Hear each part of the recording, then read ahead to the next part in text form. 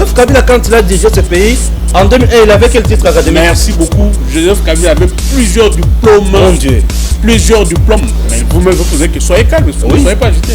Joseph Kabila avait plusieurs diplômes en formation militaire, des académies militaires connues du monde. 8 millions de dollars par année que Joseph Kabila touche sous forme de pension. Monsieur Joseph Kabila, moi je vais vous donner un conseil. Le Congo là ne vous appartient pas à vous seul. Ne soyez pas égoïste.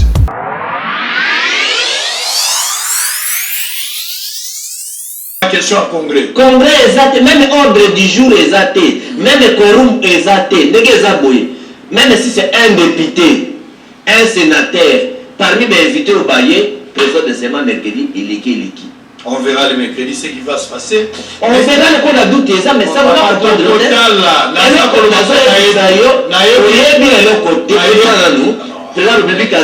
mercredi, pas prêter serment, nana kuboya, il s'en a kuboya. Kotala mercredi. Tika tokotala mercredi, so que ça la mitokobeta maman. Les a sorti. So qui pesa papa tokoti a sorti. Et pour ça les matoki ezali. Tokotala. Tokotala chatembe. Na kotia tembe, mo konza bo ça la ki ba libéré pas pour visiter. To banaki na assurance. To ko nibaka bo te to za l'église te tokotala mercredi. To pour ça. Ah na loba na eza alléluia amen. Voilà ndé lobi. L'église na yo pozo te obeyo mo, on dit obeyo mo. Donc cacophonie donc tout les aliti. On comprend de ce que Tenayoki na fungoli trouble au désordre au tambement na FCC na jeune bamuda bazo na compétence mon côté il y a que discuter ba ordonnance à président peut koboya paix. Depuis besoin de courage, il y a un de sa président qui non non ndenge za boye to ipsi nous respect le texte. Alors ce que texte est l'obéi. Sont basés attachés dans ma texte. Ah texte est l'obéi. Tout ce qu'ils font là, ils ont manipulation politique, mensonge, le coup de manipulation, paix, esprit mabé. Les autres. Mais Kabila, nous sommes opposition à Bango, non? Concepteur, il y a tout ces bloqués. Ils ont Kabila. Pour avoir le candidat, il y a un cocotte à pas zonga, très bien. Cacophonie observée d'abord dans le sujet. Il y a une nomination à quelques juges et ensuite il y a une prestation à serment. Batomsou Batali Momusika le bité, Ezali Maeli. Il y a Kobomba, yo bomba katenasi le bimsa vérité, mo po yo na yo ka bomba te. Babi Maeli moko bomba mina kati Félix Tshisekedi nazo tendre piège pour la dissolution du parlement.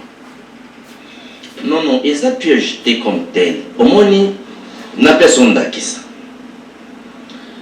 Tant le conseil des ministres est décidé que premier ministre parce que na premier ministre, na ministre chargé à parlement bango nyonso mibale baza bato FCC bomi bongisa bomi lendisa de sorte que prestation de serment bo assister protocole d'état prestation de salima bon soko ministre premier ministre asali elokote ministre asali elokote et puis assemblée nationale bazui disposition T prestation de serment et ko salima mais tant que salami sans concours na bango, volonté na bango, mais état ici on a eu une crise des alliés entre les gouvernements. Pas seulement au sens élargi, les président Yemoko, mais na président, na ba ministre, non conséquences. Mais dissolution, mais mais dissolution, schéma et Félix. Schéma exactement. Alors, c'est les alors, on va s'impliquer. À comprendre. On va s'impliquer. Je ne sais pas pourquoi je parlais de ça. On va s'impliquer. Mais comment? À moi, Babylone, on va éviter ça. Pourquoi j'ai posé cette question? Mais crise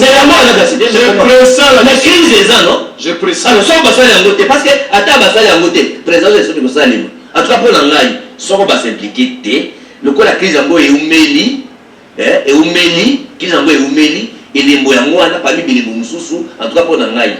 Président de ce message mercredi, jeudi dissolution. Très bien. Magabo ezo sala mo eza lokola ndeto lobaka bafuté le minéral mais baboyo ta ozwa po bapanza sa ngotanga raté. Donc il faut yeba ke soki bo répondre des avantages ezali.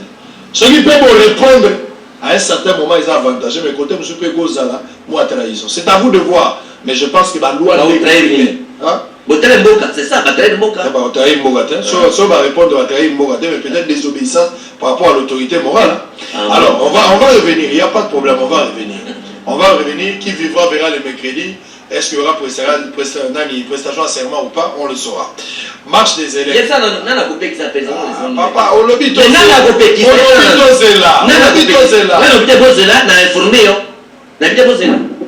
mercredi ou pas? Mercredi, vous avez la prestation de serment. On a parlé du peuple. On a parlé du peuple. D'ailleurs, nous avons la même information. Ah, papa, il ne faut pas porter la rubelle à la nationalité congolaise. Il faut pas porter la nationalité congolaise pour baser par acquisition. Pourquoi? Et là, on a liboso. Oyebi, na yebisa ki yo awa. Ke na Sun City, bapesaka o bango nationalité congolaise ou to signa. Mais problème les amis, histoire ya mboka basakana kana mote, il faut la vérité. D'abord, Robert comme Moutou. Prenons les cas de Robert comme Moutou. Ba recherche nyonso o ngai na sali. Robert azalaki na Lubumbashi président ya ba réfugié rwandais na université. De deux, na ba recherche yango Robert abotama na Rugezi na Rwanda. Na lini utuna ya ko contredire benga ke na lobi nga ko contredire ko a. Benga Robert ya ko contredire ko a. Ya misatu batuna ye parce que na ba recherche oyo nga na sali ti na komi na ko découvrir même officier à protection ya ba réfugié oyo azalaki tango Robert azosenga asile na yango donc batunaka ye oye na kongo koluka na Zaire koluka nini alobi ngai naza tusi mais abialima nazobengwa batusi abona para na ngai nyonso na yango nasengi protection ya ba réfugié oyaki ndenge nini nazakola na mituka nazoya très parfois nazotambola makolo wapi ba bagage na yo naza na bagage te. On a ma question à tout le monde. Yo salaka ba recherche na bato au Conseil des Nations Unies pour le réfugié ACR. Donc na yango il faut bisoto za rabo kebi nazozo mambetali minengo. Mais c'est que na 1+4 d'abord oyeba. Pourquoi il faut pas porter la nationalité? Ata bazu nationalité. Parce que ti maréchal Mobutu a couffé. Ba pesaka bango nationalité liboso. Mobutu ko signer ordonnance ka annuler yango, il faut monter en nationalité yemoko. Na Sun City ko na basaki bitumba. Prime à la violence. Rapport de force ba contraindre biso to signer ba comme congolais. Nationalité d'acquisition. Ba origine nyonso a dossier à Rubero à l'université zana. On a eu na Rugezi de ba dossier na origine nyonso za bongo. Mais ce to tient na mukuse bano Rubero aboti ya bazama congolais. Na no tata. Oyebi ke professeur Moulongo na 1+4 azalaka secrétaire général académique ya université ya Lubumbashi. Na ba recherche na sali ministre enseignement supérieur université azaki à RCD. Tango ya lobi ke pona ba recensement le cas Robert Azaki réfugié rwandais pour approuver qu'il est congolais il faut avoir 4 ici à Azali balongo la ye musala kende Lubumbashi na pesa kombo professeur Moulongo la université de Lubumbashi tilelo azotangisa a perdant musala pour il a dit la vérité que Robert était un réfugié rwandais atangisi ba dossier na ye. Dès la recherche dans la zone on a publié certains documents, on a gardé secret jusqu'à maintenant pour confirmer ça. Donc, et là qu'il faut pas congolais banga ezani, ou ba keba. Oyebi na Yougoslavie, banbane bazaki ba réfugié na Yougoslavie. Bango pe bazako senga mabele. Tango basengi mabele, concernant na ezani ni basi ko sala Kosovo, Yougoslavie et Tanzanie. Quand on a les Balkans, la balkanisation, il y a donc, alors, situation où on a réfugié comme ma belle, il faut qu'on ait de la bokebi. On a besoin de minembo. wana pesi bino ezalaki ke faire ndongo ba recherche na ye ayibisi le côté na kebisi bino botala na ba recherche na yo reconnaître que Robert aza congolais wana eza problème te ozo comprendre te bazaki nationalité na makasi to problème eza na sinaki mais sikoyo na France ezalaka nini soko moto aza na loyauté na république te Robert n'est pas loyal à la nation. En quoi par exemple? Il faut d'abord loyer nationalité. Donc, avec quoi sous Moussala T. Comment et pourquoi? Tous ont adossé à miner. Okay. Pour comprendre comment il n'est pas loyal. Est-ce qu'il y a un plus 4 d'abord? Acte 1. Na 1 plus 4. Robert Azobaka na Goma pour miner le écoma territoire. Sur le comité bakati Goma mota souvent na plus 4 ya liboso général le décan là le chef ya basoda ministre de la défense a bon non biso basoda kota suma ngwana soda c'est comme ça que basoda baboya kozonga nde rubera arataka kokata Congo il faut ba bilingue ba ibelo kona na 1 plus 4 donc entre 2004 à 2006 mais Congo katana lisusu donc on va ça ba M23 ba comment on appelle ça CNDP ainsi de suite. Il y a mis Bali les Kambo ya Minembo. Historique nango ezani. Bouge Robero arataka et comme territoire. A changer, il faut y aller à la kaka na ministère de décentralisation pour aluka nzela mini bazwa mabele, aza na recherche à mabele. Parce que ce qu'on appelle attendez ba pesa na nationalité d'Afrique du Sud, na centre biso to Sinaki, pana ko banga isa guerre. Ils ont la conscience T.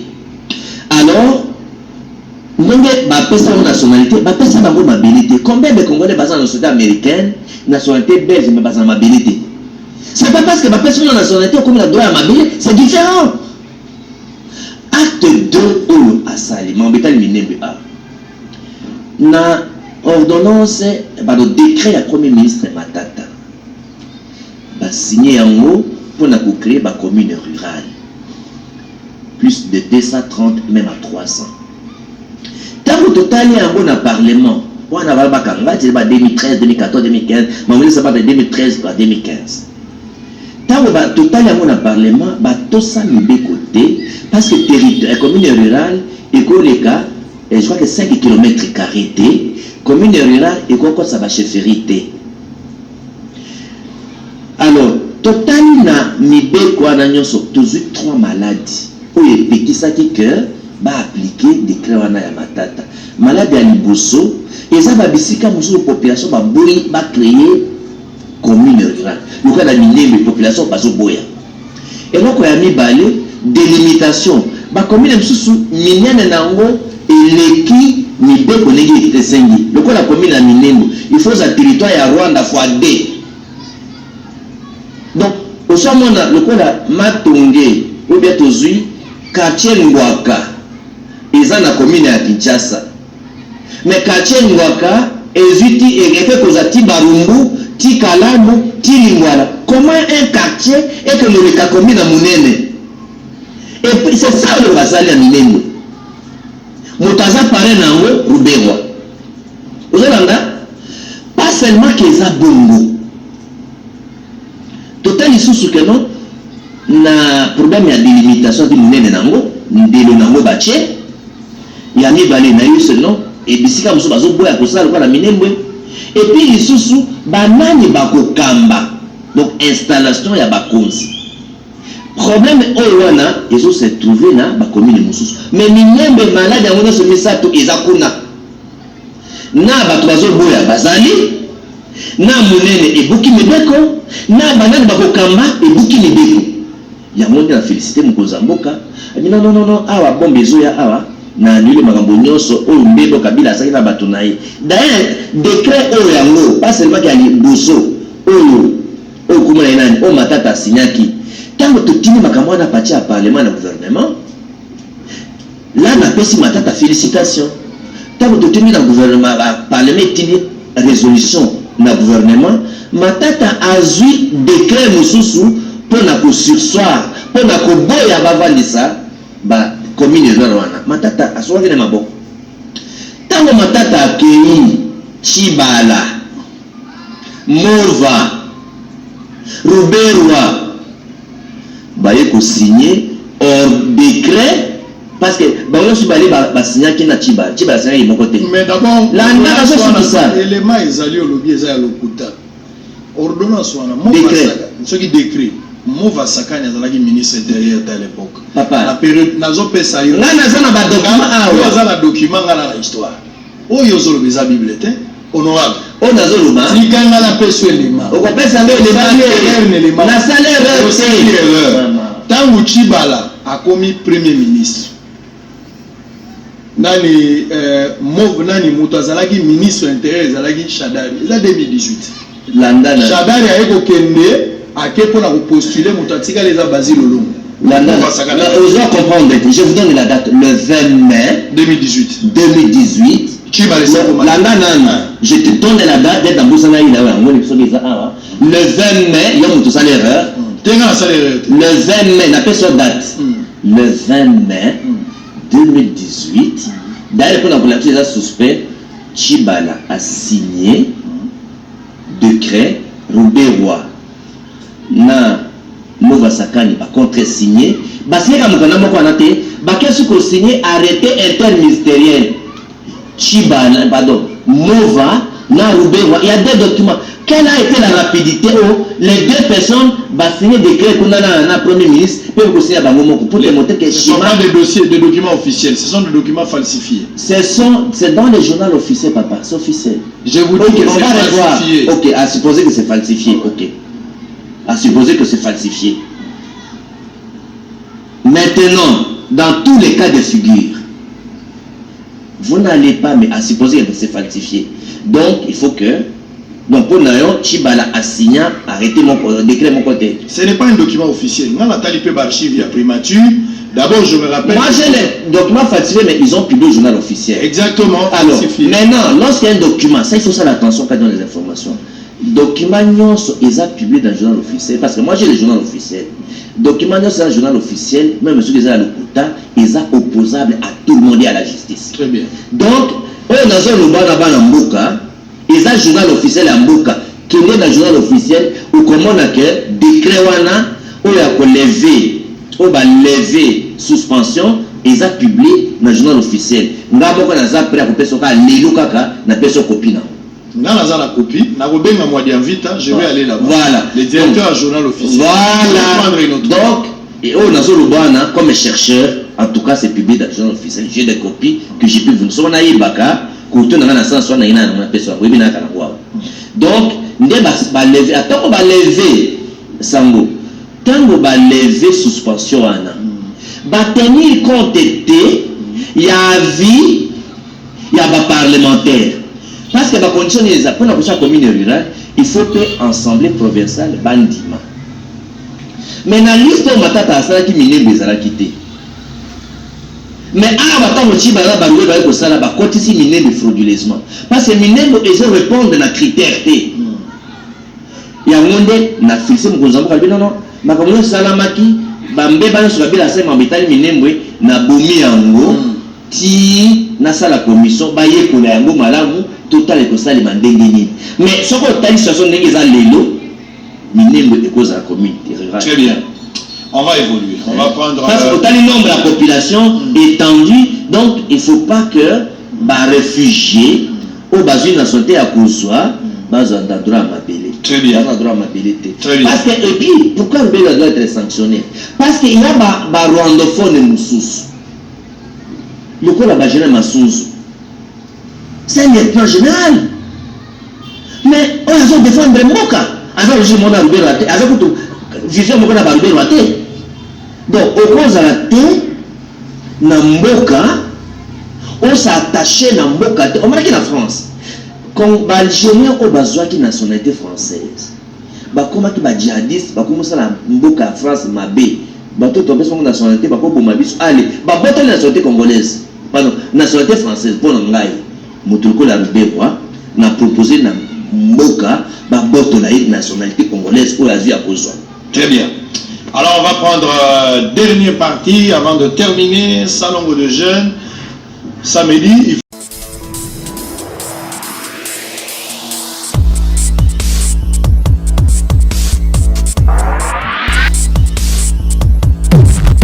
Joseph Kabila, quand il a dirigé ce pays, en 2001, il avait quel titre académique? Merci beaucoup. Joseph Kabila avait plusieurs diplômes. Mon Dieu. Plusieurs diplômes. Mais vous-même, vous posez que soyez calme, ne soyez pas agité. Joseph Kabila avait plusieurs diplômes en formation militaire, des académies militaires connues du monde. 8 millions de dollars par année que Joseph Kabila touche sous forme de pension. Monsieur Joseph Kabila, moi je vais vous donner un conseil.